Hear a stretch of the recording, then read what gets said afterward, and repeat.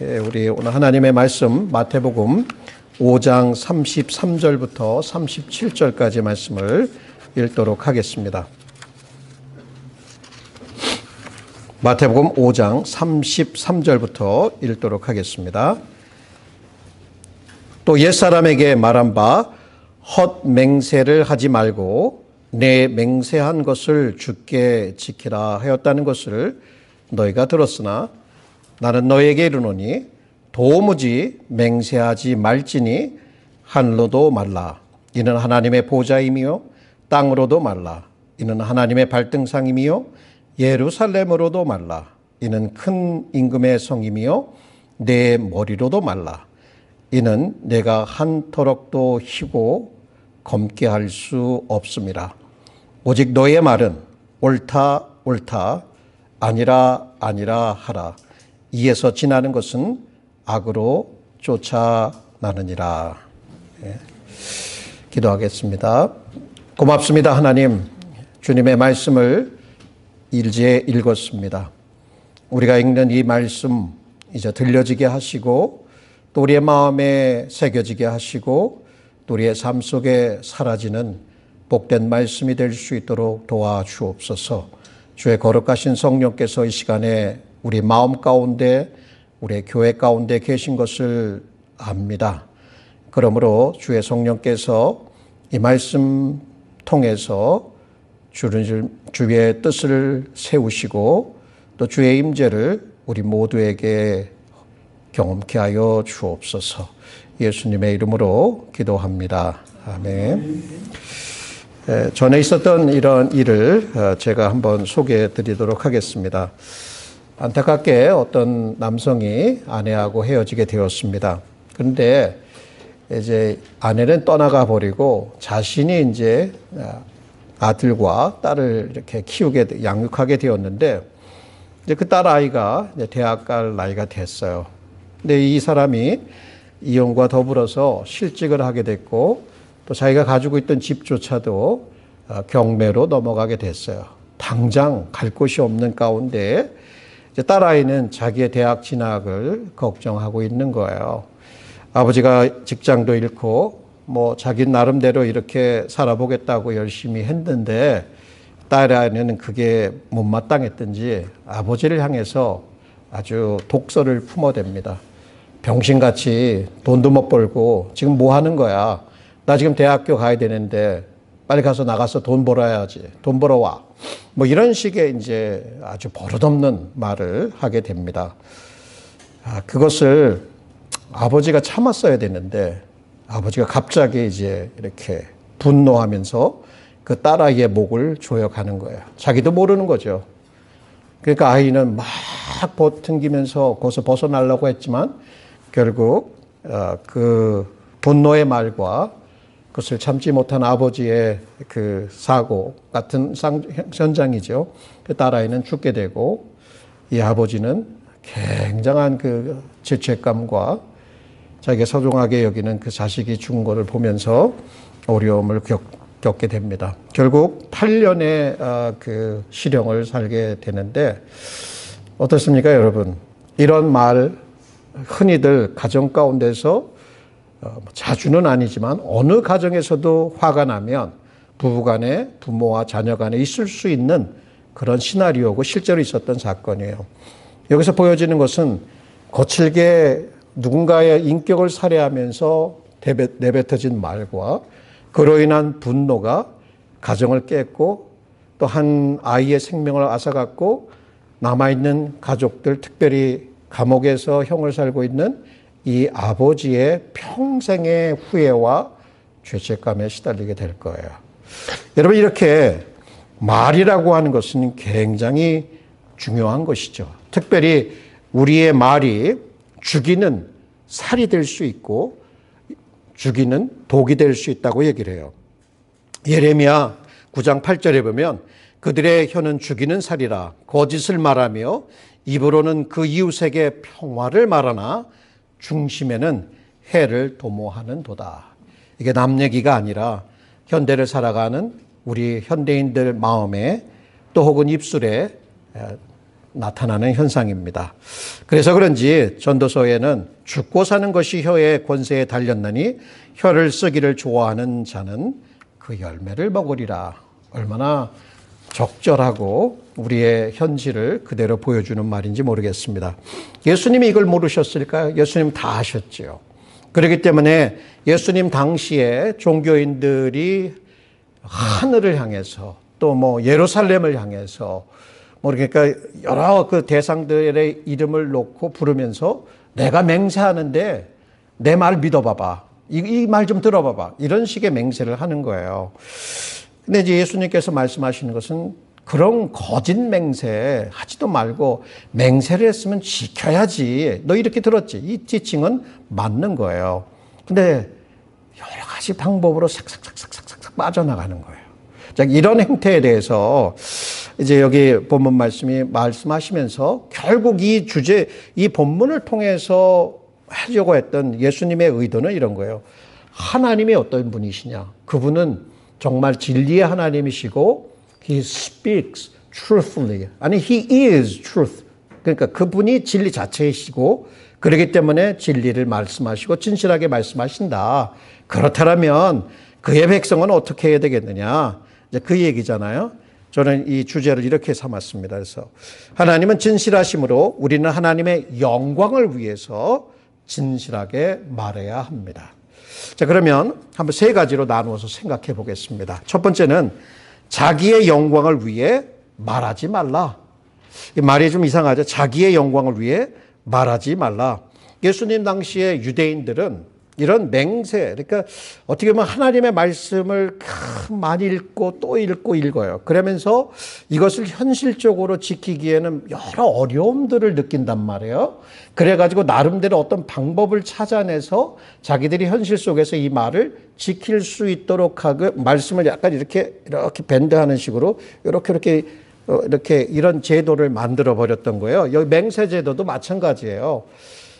이 사람들이 이제 하나님의 이름을 직접 언급은 안 하지만 하나님과 관계된 어떤 것들을 들어서 이렇게 맹세를 하는 거예요. 한번 들어보실래요? 예수님이 이런 바리새인들의 이 외식을 이렇게 질타를 해요.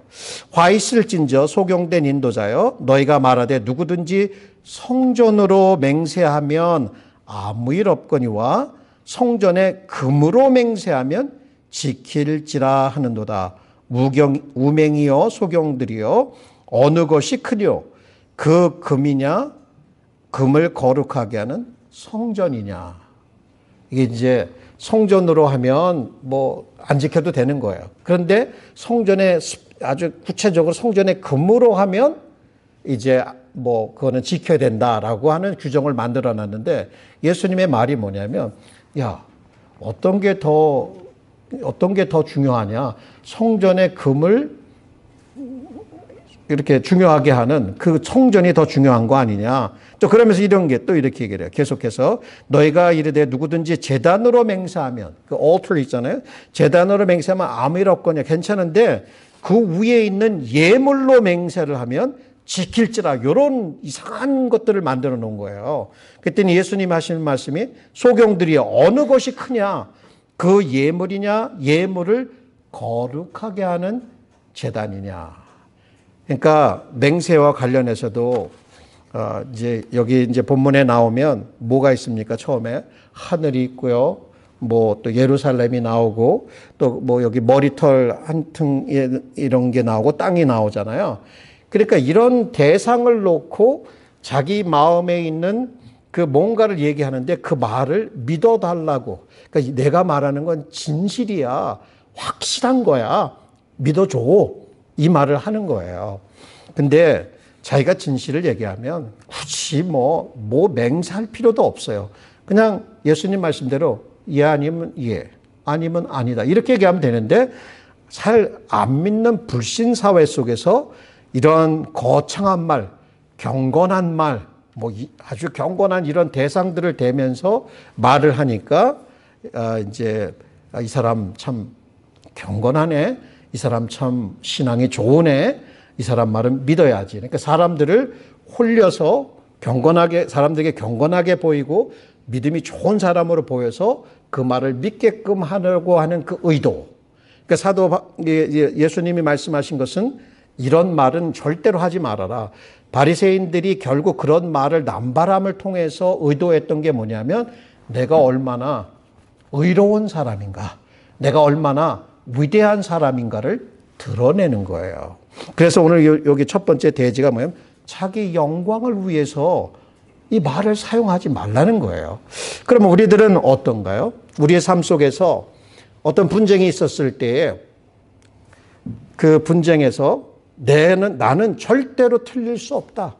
혹 내가 어떠한 잘못을 했을지라도 그것들을 합리화하고 또 그것에 대한 잘못을 누군가에게 전가하는 이런 종류의 말들, 그리고 또 허풍이나 과장법을 사용해서 말을 부풀려요. 그러면 내 자신이 다른 사람들에게 굉장한 사람으로 보일 수 있거든요. 과장법이나 허풍 같은 것들이.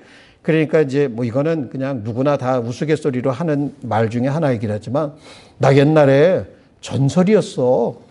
혹시 여기 이렇게 얘기하시는 분 있어요? 전설이신 분 있으세요? 혹시 뭐 전설이었다는 둥, 또 혹은 야 옛날에 나는 뭐 돌도 다 씹어 먹었어. 뭐 이런, 저는 아직 그 얘기는 안 해봤는데 돌을 안 씹어 먹었어. 그러니까 그런 식의 어떤 허풍이나 이런 과장된 말들, 이런 걸 통해서 남들에게 이렇게 좀 내가 그럴싸한 사람으로 보이려고 하는 것들이 또 있습니다. 더 나아가서는 그런 것들이 이제 거짓말, 특히 자기가 어떤 궁지에 몰리거나 혹은 누군가에게 상처를 주지 않게 하기 위하나 또 어떤 이런 이 거짓말을 통해서 자기에게 유익이 돌아올 수 있다 생각하면 거짓말을 남발하는 거죠.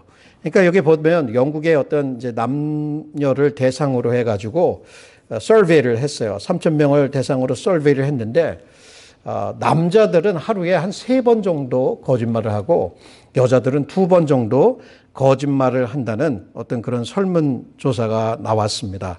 그리고 대부분은 아주 사소한 거짓말들이에요. 그리고 거짓말을 하는 대상이 뭐냐면 이 자식들은 엄마에게 많은 거짓말을 하는 거예요. 엄마는 꼬치꼬치 캐물게 되니까 이거 요번에 오는데 차가 많이 막혀서 늦게 된 거야, 엄마. 뭐 이런 식의 거짓말. 그리고 물건을 사가면 그 가격을 이거 되게 싼 거야, 이거. 걱정하지 마. 이렇게 걱정할 필요 없어. 뭐 이런 식으로. 또 어디에 뭐 늦게 되거나 안 가게 되면 몸이 아파갖고 열이 갑자기 나가지고 몸이 불편해서. 그러니까 이렇게 궁지에 몰리거나 자기의 어떤 이미지를 좋게 계속 유지하기 위해서 이런 거짓말들을 남발을 한다고 합니다. 그래서 어떤 의사는 되게 유명한 의사예요. 의사가 하는 말이 이런 거예요. 거짓말은 사회생활에서 중요한 부분이며 거짓말을 못하는 아이는 발달에 문제가 있을 수 있는 아이입니다. 그러니까 서로 이렇게 모여 사는 세상 속에서 사회적으로 그래도 좀 어울리고 살아가려면 거짓말을 적절하게 사용해야 문제없이 잘 성장할 수 있다라고 얘기하는 거예요. 물론 이 사람의 말이 다 틀렸다 라고 얘기할 수 없는 부분이 있을 수도 있어요. 근데 그것이 이 거짓말이라고 하는 것은 단순히 사회적인 문제가 아니라 이 도덕적인 하나님 앞에서의 문제이기 때문에 그것은 허용이 되지 않는다라고 성경에서 얘기를 하고 있는 거예요. 여러분, 이런 것들은 특별히 물건을 살 때 물건을 파는 사람들 앞에 가면 분명하게 드러납니다. 어떤 세일즈 퍼슨이 이제 손님하고 얘기를 하는 거예요. 근데 그거를 옆에서 매니저가 우연히 듣게 된 거예요. 요즘 말이에요. 이건 거의 오지도 않았어요. 앞으로 올 것 같지도 않아요. 그러니까 이제 이 매니저가 듣기에는 물건을 물건 절대 나중에 불러가고 물건은 없어도 있다고 얘기를 해야지. 물건 절대 never say never 이런 식으로 막 훈계를 하는 거예요. 그러고 난 다음에 근데 어떤 물건을 찾은 거야? 그랬더니 물건이 아니라요. rain, 비였어요. 그러는 거예요. 그러니까 비가 올 것 같지 요즘 비가 안 오고 전혀 비가 앞으로도 올 것 같지 않다는 이 conversation을 잘못 오해해서 물건을 그동안 없는 것처럼 자기가 찾고 있는 물건이 없는 것처럼 그렇게 오해를 했다는 일화가 있었습니다. 여러분 이렇게 뭐 사회생활이든 가게에서 물건을 팔고 할 때든 뭐 이런 거 있잖아요. 아, 이거 손해보고 파는 거예요. 손해보고. 근데 우리 여기 가게 운영하시는 분들 손해보고 파시는 거예요. 그러니까 이게 그런 분도 있나? 하여튼 그렇게 그런 언어들이 이제 흔한데 그것이 white lie 같지만 또 사업을 위해서 필요한 것일 수도 있겠지만 이런 것들이 사회생활에 필요하다고 주장할 수도 있겠지만 성경적으로 보면 그렇지 않다는 거죠. 거짓이나 과장이나 누군가에게 책임을 전가하는 말이나 비난이나 뭐 혹은 자기 자랑들 이런 것들이 어떻게 해요? 일반적인 언어에 나타나는 거예요. 그리고 그거 결국 그것을 까보면 자기의 이미지 관리 혹은 자기의 어떤 자기가 얼마나 괜찮은 사람인가 이런 것들을 또 포장하기 위해서 쓰는 언어인데 이런 언어 생활을 성경은 하지 말아라 라고 얘기를 하는 거예요. 자, 그렇다면 어떤 언어 생활을 해야 될까? 이제 두 번째는 이거예요. 사랑으로 진실을 말하라. Speak truthfully in love. 이 얘기는 뭐냐면 하나님이 진리이고 진실되신 분이고 진리를 말씀하시기 때문에 우리도 그분을 닮아야 된다는 거예요. 그러니까 예수님도 여기 yes, let your yes be yes and your no, no. 이게 무슨 뜻이냐면 이런 거예요. 마음에 yes 하면 입으로 yes 얘기해. 마음에 yes인데 이게 yes일 수도 있고 아니 no일 수도 있고 머리에서 왔다리 갔다리 어떻게 해야 되지? 이렇게 얘기하지 말라는 거예요. 아니면 아니다라고 딱 잘라서 얘기하고 yes면 yes다고 딱 잘라서 얘기해는 그렇게 얘기를 해야 되는데 사람의 마음은 그게 아니라 상황에 따라서 왔다리 갔다리 하면서 상황을 잰다는 거 이런 거가 이제 풍토였기 때문에 예수님의 말씀은 또 성경 전체의 가르침은 진리를 사랑으로 얘기를 하라는 거예요. 그런데 이제 보통 부부간에도 그렇고 우리 가정에서도 보면 팩트를 얘기한다 그래요. 아, 이거 진짜야. 팩트를 얘기하는데 너무 거칠게 얘기를 해. 되잖아요? 아이들 혼낼 때 이런 게 주로 나타나는데 부모가 아이들을 예를 들어서 체벌을 하거나 혼낼 때에도 이게 정말 가슴 아프고 정말 사랑하는 걸 아이들이 느끼면 그걸 그래도 싫어도 받아들일 거 아니에요.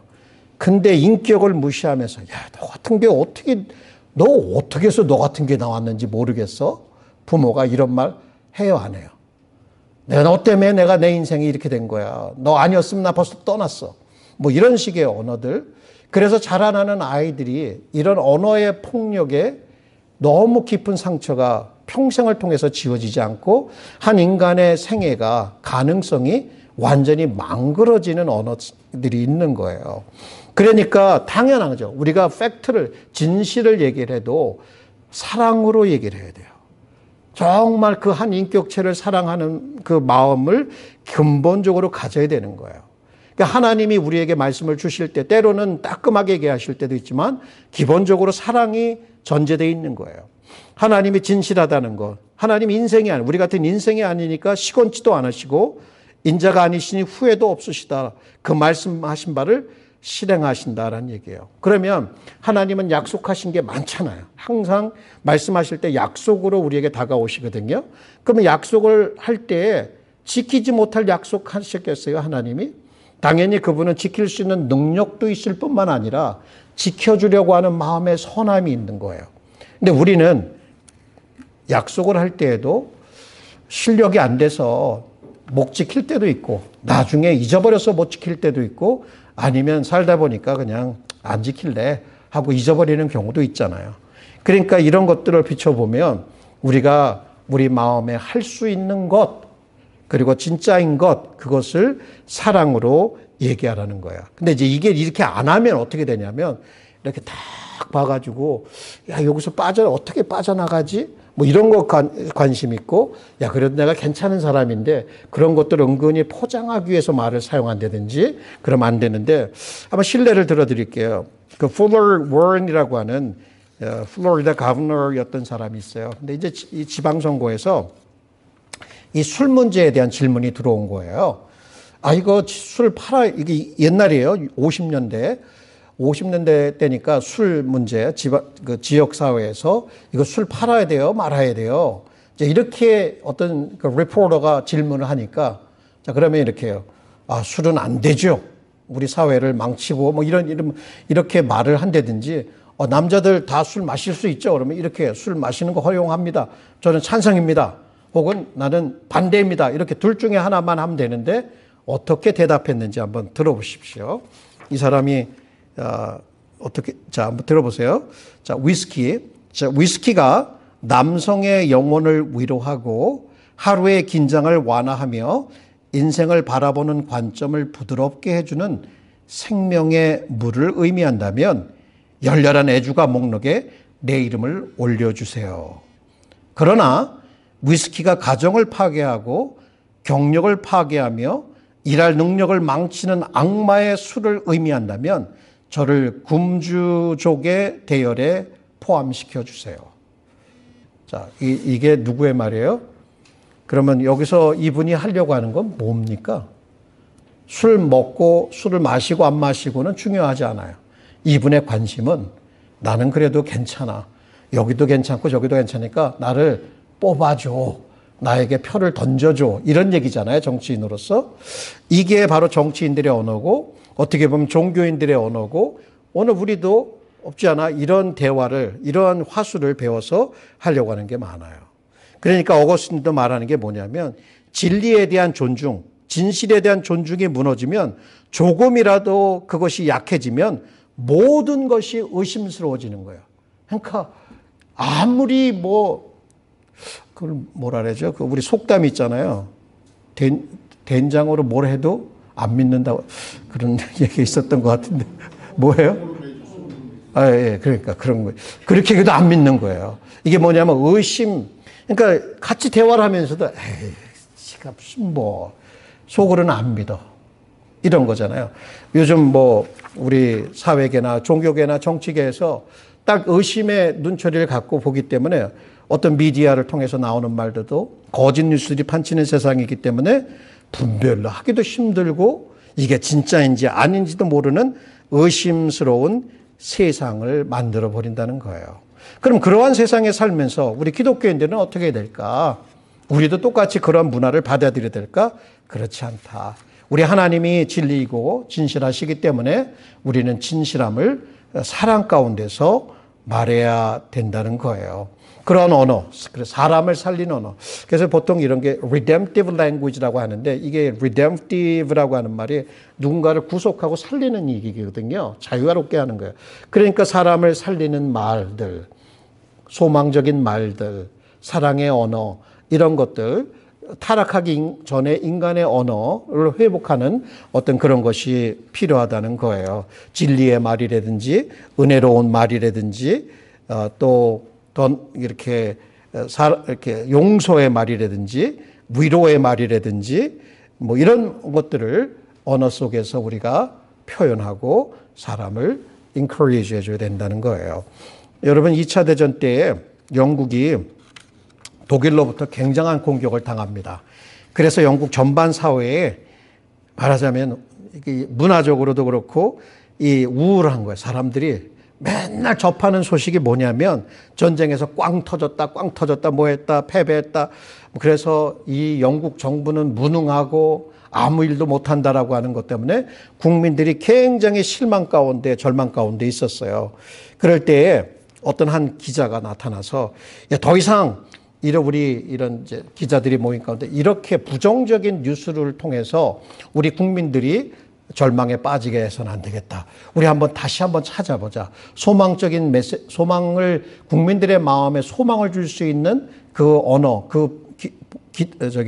기사들이 어떤 것인가. 그래갖고 쭉 영국 지역을 다니면서 영국 지역에서 사람들이 국가적인 재난 위험 때문에 함께 모여서 기도하는 장면들 그런 것들을 보도해 주기 시작을 했고 주일날 찬양하면서 예배하는 모습들 여러 좋은 모습들 소망적인 모습들 기사들을 올려준 거예요. 그랬더니 사람들이 그런 걸 보면서 그래 우리는 다시 일어날 수 있어. 우리는 다시 이것을 이길 수 있어라고 하는 마음을 주었다는 거예요. 여러분 이게 뭐 아무것도 아닌 것 같아도 이렇게 사람은 정말 사람을 살리고 소망을 갖게 될 때 영국이 이긴 이유 배후에도 이러한 어떤 것들이 분명히 작용했을 것이다라는 것이죠. 여러분 그런 면에서 우리의 언어 생활을 한번 돌아볼 필요가 있겠죠. 앞서 나의 위대함과 나의 의로움을 드러내는 것. 난 절대로 틀릴 수 없어. 내 말이 맞아. 내가 손에 장을 짓는데 난 틀리지 않았어. 뭐 이런 식의 주장. 그래서 자기의 의를 드러내고 자기의 위대함을 드러내려고 하는 언어 생활, 자기의 영광을 위한 언어 생활이 아니라 바로 사람을 살리는 그래 진실한 말, 사랑으로 하는 것이 필요하다는 거죠. 자, 그러면 이제 세 번째가 있습니다. 세 번째는 주님의 영광을 위해 마음을 진실하게 지켜라. 이게 간단한 거예요. 우리는 항상 입술만 조심하려고 그래요. 말을 조심하려고 하는 사람은 어디를 조심해야 되는 겁니까? 말이 나오는 게 어디서 나오는 거예요? 이 머리에서 나와요? 여기서 나오는 거예요. 마음에서. 마음에 가득한 것을 사람은 말한다는 거예요. 그러니까 우리의 혀의 문제, 언어의 문제는 결국 근본적으로 마음의 문제, 영혼의 문제라는 거예요. 그걸 예수님은 정확하게 간파하셨기 때문에 입에서 나오는 것들은 마음에서 나오나니 이것이야말로 사람을 더럽게 하느니라. 마음에서 나오는 것은 악한 생각, 살인, 간음, 음란, 도둑질과 거짓 증거와 회방이니. 그래서 무릇 지킬 만한 것보다 더욱 내 마음을 지키라. 생명의 근원이 이에서 남이니라 라고 말했던 거예요. 여러분 폴 트립이라고 하는 카운슬러가 있어요. 이분이 여러 책을 썼는데 그분이 쓴 책의 제목이 이게 있어요. 말의 전쟁. 커뮤니케이션 문제 해결의 핵심 파악하기라는 책에서 이런 말을 남겼어요. 우리 대화의 갈등은 주로 대화 기술의 갈등이라기보다는 마음의 갈등입니다. 대화의 기술이 좀 부족한 면도 있겠죠. 그러나 근본적으로 마음과 마음이 싸우고 있는 거예요. 마음의 미움이나 증오나 시기나 질투가 있는 가운데 그거 참아지지 않는데 그래도 내가 괜찮은 사람이니까 배운 사람이니까 말을 싹 포장을 하지만 여기에서 평화를 얘기하는 것 같지만 마음에는 그게 아니라는 거죠. 그러면 이제 이 마음을 다룰 수 있는 길이 뭐냐 이거예요. 여러분 한번 생각해 보세요. 여러분 마음이 마음대로 됩니까? 마음이 마음대로 안 되니까 어려움을 겪는 것 같잖아요. 우리도. 그래서 우리가 믿는 사람으로서 늘 해야 될 것은 정말 예수 그리스도의 보혈로 우리의 마음을 씻는 거예요. 이게 회개 생활이거든요. 그러니까 너희는 옷을 찢지 말고 마음을 찢고 너희 하나님 여호와께로 돌아오라. 그는 은혜로우시고 자비로우시고 노하기를 더디하시며 은혜가 크시사 뜻을 돌이켜 재앙을 내리지 아니하신다. 매일같이 자기 마음을 돌아보고 자기 삶을 돌아보면서 그리스도의 보혈로 자신을 씻는 거예요. 그리고 어떻게 해요?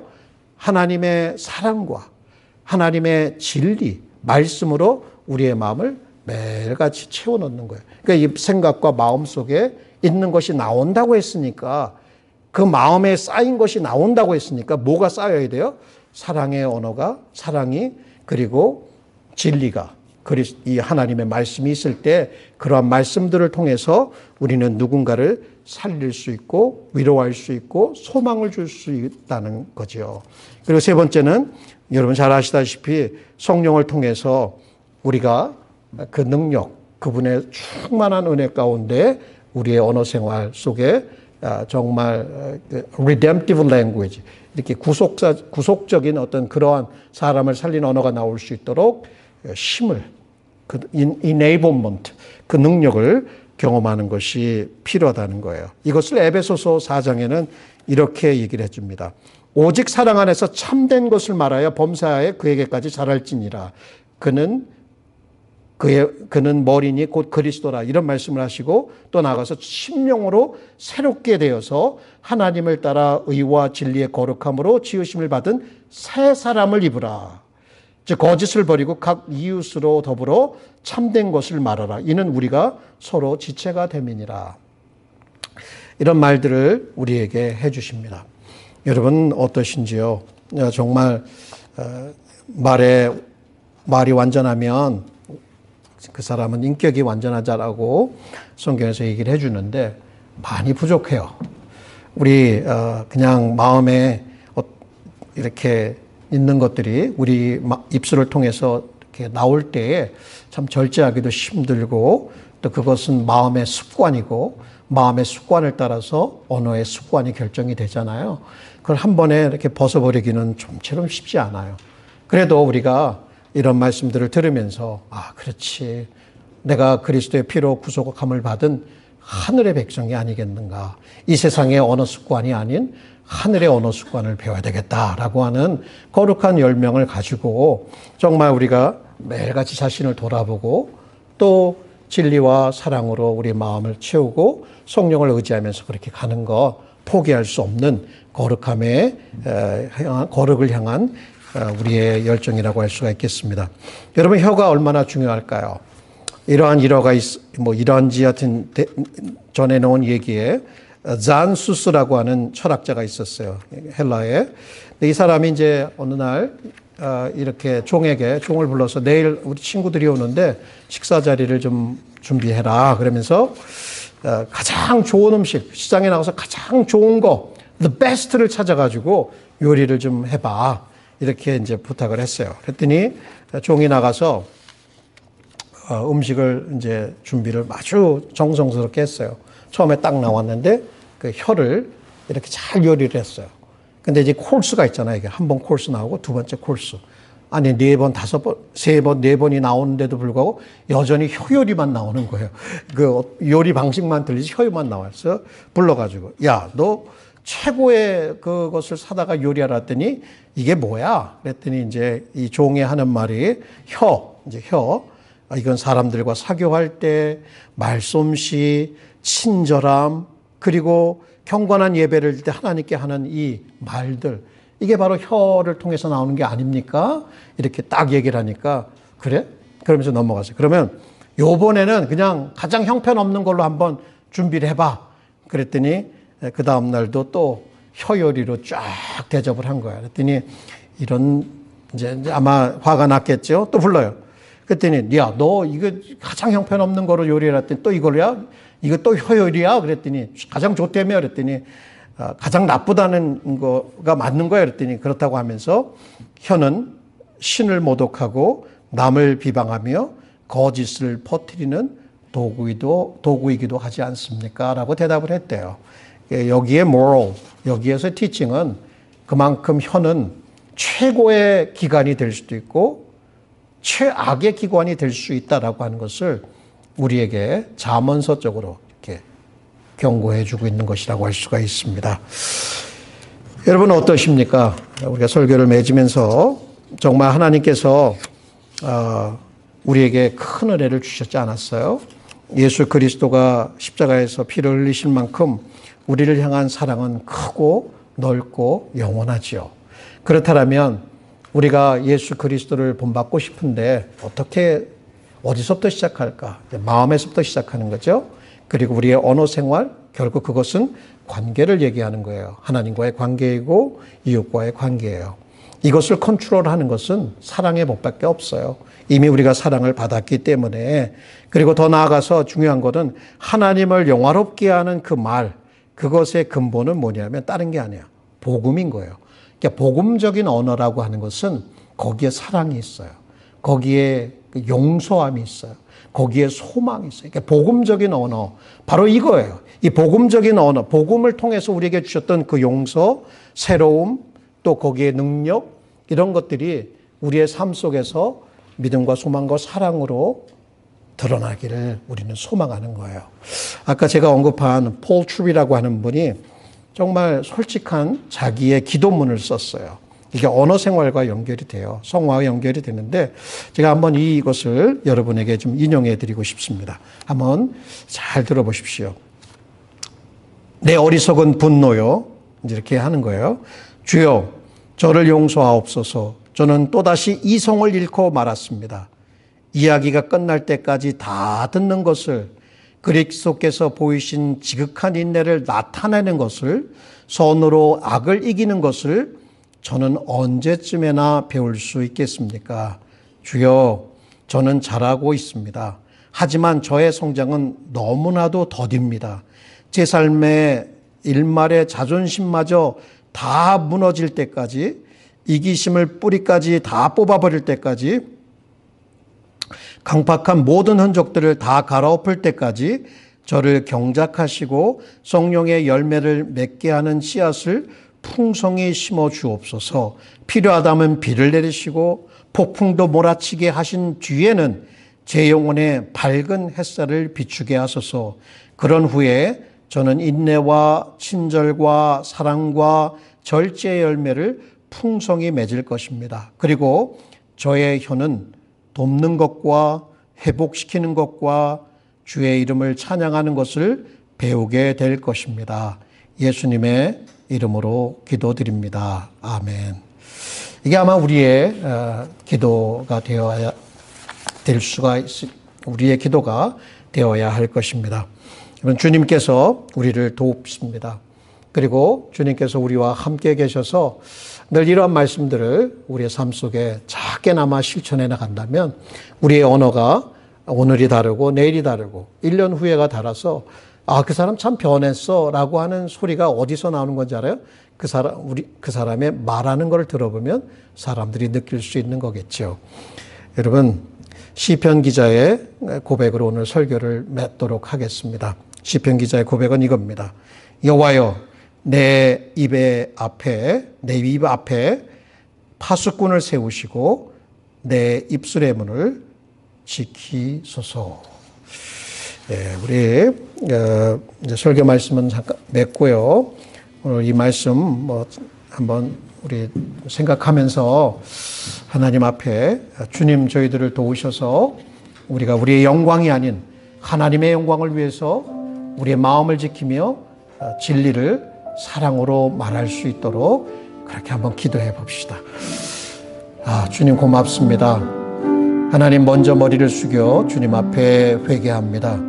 거친 우리의 언어, 생각 없이 말하는 우리의 언어, 누군가를 파괴하는 우리의 언어, 또 참 관계를 허무는 우리의 언어가 있었다면 사실 그랬고, 또 그런 것들이 우리의 삶에 구원받은 후에도 여전히 잔재처럼 남아있기에 주님 앞에 우리의 마음을 찢고 돌이키며 용서를 구합니다.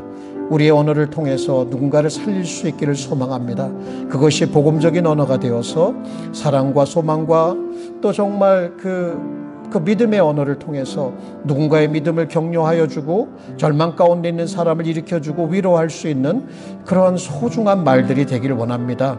우리 자녀들에게, 우리 남편들에게, 우리 아내들에게, 또 우리 교우들에게, 더 나아가서 우리 일꾼, 우리 함께 일하는 동료들에게 이러한 귀한 언어를 통해서 말할 필요가 없다면 말을 멈추게 하시고 이런 언어를 통해서 누군가에게 유익함을 주고 하나님에게 영광을 드릴 수 있는 우리 모두가 되기를 소망하오니 주의 성령으로 그리스도의 능력으로 저희들을 붙들어 주옵소서.